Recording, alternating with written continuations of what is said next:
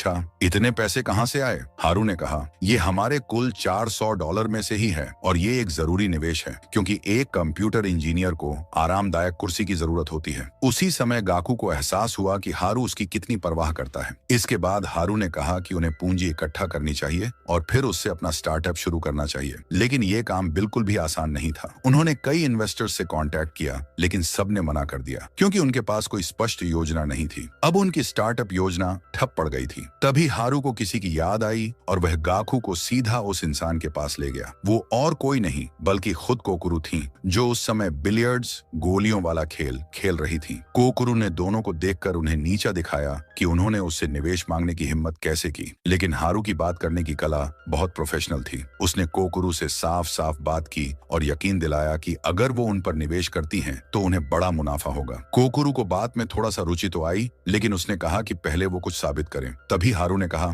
मैं अपनी आंखों पर पट्टी बांधकर एक ही शॉट में पूरा बिलियर्ड्स का टेबल क्लियर कर दूंगा। अगर मैं जीत गया तो आपको हम पर निवेश करना होगा, अगर हार गया तो हम कभी वापस नहीं आएंगे। उस समय टेबल पर 5 बॉल्स बाकी थीं और एक शॉट में उन्हें गिराना असंभव सा लग रहा था। कोकुरु ने चैलेंज स्वीकार कर लिया। हारू ने अपनी टाई से आंखों पर पट्टी बांधी, पूरा ध्यान केंद्रित किया और सफेद गेंद पर निशाना लगाया। एक एक करके सारी गेंदें पॉकेट में चली गईं। सिर्फ 9 बॉल बची थी। अब क्यू बॉल धीरे धीरे 9 बॉल की तरफ बढ़ रही थी। अगर दोनों गेंदें टकराती तो 9 बॉल भी गिर जाती। सभी लोग सांस रोके देख रहे थे। आखिरकार हारू ने सभी 5 गेंदें गिरा दी। अब कोकुरु को अपना वादा निभाना पड़ा। उसने अपने सहायक को एक सूटकेस लाने का आदेश दिया जिसमें रखे थे 100 मिलियन येन। कोकुरु ने एक डील का प्रस्ताव रखा जिसमें 100 मिलियन येन के बदले कंपनी के 51% शेयरों की मांग की गई। यह सुनकर गाकू और हारू, जो अभी तक जश्न मना रहे थे, एकदम चौंक गए। अगर कोकुरु के पास 51% शेयर होते तो वह कंपनी की मालिक बन जाती और उनके पास सिर्फ 49% होते,